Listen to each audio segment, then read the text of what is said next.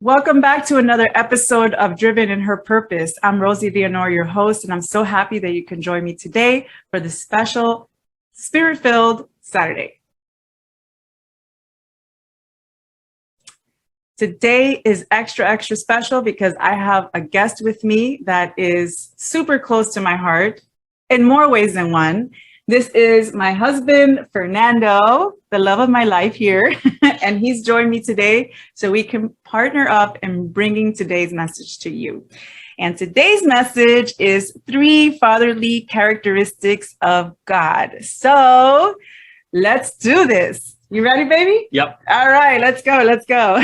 Awesome. Do you want to say a little something about yourself to introduce yourself to everyone? Sure.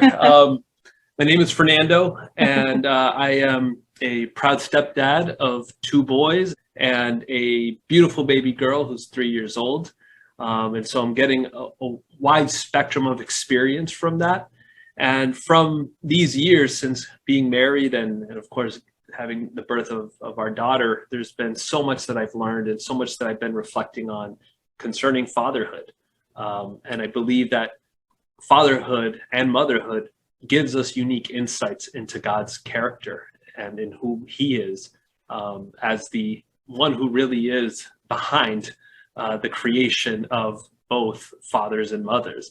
And so I'm excited today to share a little bit about my reflections on fatherhood and what they mean, or what we can learn about God from them. Mm-hmm. And I love that he's here because he's actually a student right now. He's pursuing his degree in divinity, hopefully his PhD one day as well. And so there's a lot that he does have a lot of knowledge so far and a lot of insight. And I really appreciate it when he can also share with me, when I have questions for him, and he can share with me insights that I may not know, right? Because of how he's getting prepared. So I really do appreciate you being with me. Thank you so much. Yeah, absolutely. Pleasure. It's an honor. Yeah. So since it's Father's Day is around the corner and in this month, June 19th, and I know we're airing this on June 7th, I wanted to make sure we did something in honor of Father's Day. So let's begin. So the first point and the first characteristic of God that we wanted to share with you was God being a provider. God being a provider. So Fernando will share about that. So I wanted to start off by sharing a story, something that happened this past week with our daughter, our 3-year-old. I take our daughter grocery shopping. And I like to take her to the store. She enjoys being in the grocery store and kind of having that experience. But afterwards, what I like to do is I take her to a Target that's nearby. And the reason I take her there is that after sitting in the car and sitting in the little grocery cart, I want her to get a little bit of energy. I want her to be able to walk around, stretch her legs out, and also interact with the toys and play with the toys that are out there. And the thing that I love to do is I like to have her pick out a gift and that I can buy her so that we can take it home with us. It's a little treat for her and a bit of an experience. And so this past week we were in Target. She was going through the different toy aisles. She was looking at different toys. She likes to pull out different things and throw them on the ground, and I pick up after her, and we do kind of this whole thing. But when it got time to leave, I asked her if she wanted to pick out a toy to buy, and she said no. And she wanted to keep playing with the toys in the store.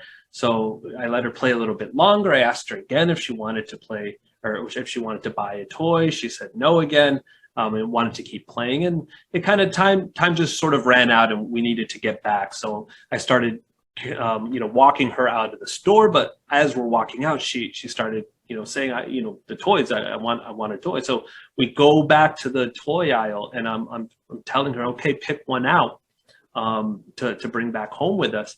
And she just wanted to play with them there. She didn't want to pick one out. And finally I asked her, I said, we need to go home. Do you want to buy a toy? And she said, no. And so I said, okay, we need to go. And I went to grab her hand to walk her out, and she kind of fought me. She didn't want to leave. And so I picked her up. And as we were walking out of the store, I think it finally struck her that she wasn't going to get a toy. And she started sort of complaining. And I said, no, Daddy already asked you several times. Daddy wanted to get you a toy, but you said no, and we need to go back home now. and I'm carrying her and she's complaining. By the time we get to the car, she's having a full-blown meltdown. And when I'm putting her in the car and she's kind of fighting me, she doesn't want to go in the car seat, and she's having her meltdown. And you know, as she's fighting me, I didn't feel angry. I didn't feel frustrated. I actually felt sad. I felt sad. And the reason that I felt sad was that I really wanted to get her a gift. I really wanted to have that experience with her of picking something out and buying it for her, and seeing her overjoyed and taking it home and playing with it. And of course, you know, the joy only lasts for moments, and then the toy just ends up cast aside. But I so desperately wanted to get her something, and she just didn't want to. And who knows what was going on in the mind of a toddler. Maybe she just wanted things her way. She wanted to just play in the store and then get the toy when she on her terms, when she wanted to. Or who knows, maybe she didn't care for a toy at that moment, but then realized later that she did. But either way, it turned from a moment that should have been a gift into a moment that sort of ended up being a bit of a correction, to show her that, you know, when daddy says it's time to go, it's time to go. And if you want a toy, you need to accept it when dad is offering it, not on when you think you need it or on your own time. And so I felt sad. I felt like it was a missed opportunity for her to really receive something that was going to be nice. And as I sort of reflected on this, I thought about God's character. I thought about who God is and just how much he really does want to graciously give us things. He wants to graciously give us the good things. And when we think of gifts, we can oftentimes think of material things, but it's not necessarily that with God. He gives us the essential things. He gives us the things that we truly need. In Romans 8:32, it reads, "He who did not spare his own son, but gave him up for us all, how will he not also along with him graciously give us all things?" That's God's character. And when I was going through this whole experience with Kessia, I can attest to this. My heart as a dad was not frustrated with her. It was just sad. It was sad that she was not taking this gift that I wanted to give her. And, you know, we're going to be back in that store in the future. I know that we're going to give her a gift. But what she learned in that moment was that she needed to trust dad. She needed to trust Dada, listen to Dada, let Dada buy the toy when he's offering it. And she learned that from that interaction, from what happened, where she ended up not getting something that perhaps she did want in the end. But I think also what it sort of reflects in our relationship is that as a father, I so deeply want to give her nice things. And I want that to be understood, that doesn't necessarily mean material things. You know, the toys that I get her typically are inexpensive. There's definitely a price limit we set on those. But I want to give her the essential things. I want to give her the good things. But if she refuses them, if she rejects them, then I have to show her why they're so important. She understood how important that little gift was to her when she wasn't going to get it. That was when she finally came to appreciate it. And I believe that God as a father, as our Heavenly Father, he wants to give us great things. But if we don't appreciate them, then he teaches us. He teaches us and shows us through our own characters, our own decisions, leading us through them, why the things he wants to give us are so essential for us. And so I wanted to share that brief story and brief thought about God's character. Wow, that is amazing. I heard it before, but you know, just hearing you say it again, baby, it's like, wow, that is so true. You make such a good point. Thank you. Thank you for that. And the second characteristic of God, that's a fatherly characteristic of God, is that he is a comforter. Also, he's a consoler, which is very similar. So he is a comforter. He is the number one comforter. And I want to share a story with you. Before I do that, I want to share scripture. And the scripture I want to share is in Psalm chapter 23, verse 4. And here I'm reading from my Bible here. So it says, even though I walk through the darkest valley, I will fear no evil, for you are with me. Your rod and your staff, they comfort me. And there's another scripture as well in Psalm 55, verse 2, and it says, cast your burden on the Lord and he will sustain you. Love that scripture. So I wanted to share a story, something that happened to me when I was in my early 20s. I had been in a dating relationship, in actually my college sweetheart, for about 2.5 years almost. And I honestly thought that I was going to marry this man. This was my first true love. I thought this was it. Well, unfortunately, or fortunately, because I had for him, me, fortunately for him, but at that time it was unfortunate for me. Things didn't work out. Long story short, we broke up, and that breakup was really difficult. I was brokenhearted. I didn't initially want to break up, but I was the one brokenhearted, and I went through the hardest time emotionally that I had been through in all the time that I had been alive up to that point. This was truly a true broken heart. I thought I had a broken heart when I was a teenager. That was nothing. This was a real broken heart. And, you know, my dad, I'm going to tell you about my dad. My dad is an awesome provider. My dad makes sure that we're taken care of. He is a hardworking man. That man loves his kids. But he's not the most physically affectionate person, and that's okay because we all have our strengths, and it's just not him, and neither is it mine. I've had to learn. So when I tell you what happened, it was a shocker for me, but it was a good shocker. So one morning, I was heading out to church. I remember it was a Sunday morning, and he kind of stopped me in the hallway because I was still living over there. It was right after graduating college. I was still living with them. And he asked me, he didn't ask me, he actually said, I just want to tell you in Spanish, because he speaks mostly Spanish. He said, I want to tell you that everything's going to be okay, that you will find love again, and you're going to find somebody that deserves you, and it's going to be okay. And as he was telling me that, he started crying, and I'd never seen my dad cry. And he hugged me and he held me, and I started crying because he was crying, because I was starting to feel a little better, but I wasn't there yet. And I was like, wow. And as I shared this with you, I'm getting a little teary-eyed, because every time I think about that moment, it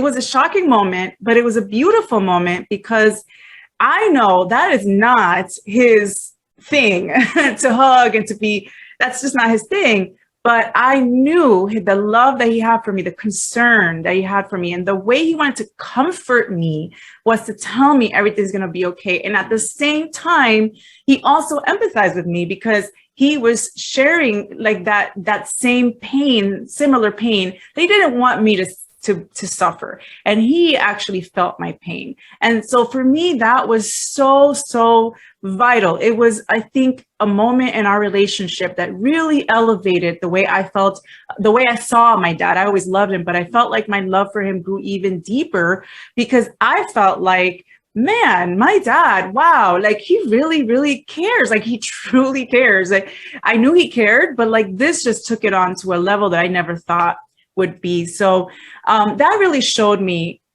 that aspect, that quality, and that characteristic of God being that consoler, that comforter. And so the next point is we're going to talk about is God as a protector. God as a protector. And I want to have Fernando share. Yeah. And, before we jump into the protector side, I think about that Psalm. It talks about how your rod and your staff, they comfort me. And these were tools that shepherds used. The rod is kind of something you can kind of whack the animal back in place, the sheep back in place. And the crook is, or the staff, you think about the shepherd's crook, the thing that has the hook on it that you can sort of rope it around the neck of the shepherd and bring it back into place when it goes astray. And it's sort of this idea that through guidance and through discipline, God is bringing us forward. He's taking us to the waters we need. He's taking us to the nourishment we need. He's taking us to the safety that he's providing. But we have to be attentive to both the corrections, but also the guidance that he's giving us. And, kind of thinking about the story I shared with my daughter, it became a moment of correction that should have been a moment of giving. But even within that correction, there was that love. I was holding my daughter. I was comforting my daughter as we went along. And even though I could have given in and just came back and bought her what she wanted, or kind of given into those demands, but that wouldn't have been the right guidance. That wouldn't have been the right guidance for her. She needed a little bit of correction in that. And I love how God's character as a father, he does both. He guides, but he also corrects. And that correction may not feel pleasant, but it guides us where we need to go. And sometimes we're the stubborn ones who just need that correction. Unfortunately, we just know it's true of our characters, is that the correction isn't bad. It might be painful. It might be difficult in the moment, but it guides us. It corrects us and guides us into the nourishment that we truly need. Amen. And that, I think, is also protective. To lead into the third point, that guidance, that discipline ends up being protective for us. Because when we have our character, when we have the guidance of God, when we trust it and we see it to be true, that itself provides us, because it puts us on a path that is free of so many of the pitfalls that the wide passage provides us, as opposed to the narrow one. When I think about protecting, especially with my daughter, and I certainly have my anxieties with my stepsons, but it feels different with my daughter, I will admit. Maybe it's because she's 3, maybe it's because she's a girl, but it feels different with her. And I gotta say, so much of my heart and mind just revolves around, how can I keep this girl safe? How can I keep my daughter safe? And it goes through everything. It goes through the car seat, how I'm strapping her in. It goes through even driving, like which roads I take. It goes down to things like social media. And obviously she's not going to have a social media account at the age of 3, but more so that we made a decision not to put pictures of her up on social media. Just to understand that this is a 3-year-old girl, and we just want to keep her safe, and just to avoid any uncertainty, we just don't put any pictures of her on social media. And it goes beyond that. I worry about, this fall, she's going to be going to school for the first time, and I'm going to put the footwork in. I'm going to go face to face and meet the potential teachers and see the potential facilities. If there's anything that looks awry, then that's not where I'm taking her. And just the heart that I have is protective. I deeply desire to keep her safe. I pray about it daily. I pray about it multiple times a day. And that might somewhat be a sort of spark of anxiety in my own heart, but I think it builds off of it. It really feeds off of this feeling, that this really deep-seated desire to keep her safe, to keep my baby safe. And I think about 1 Corinthians 13:7, where it talks about how love always protects. Love always protects.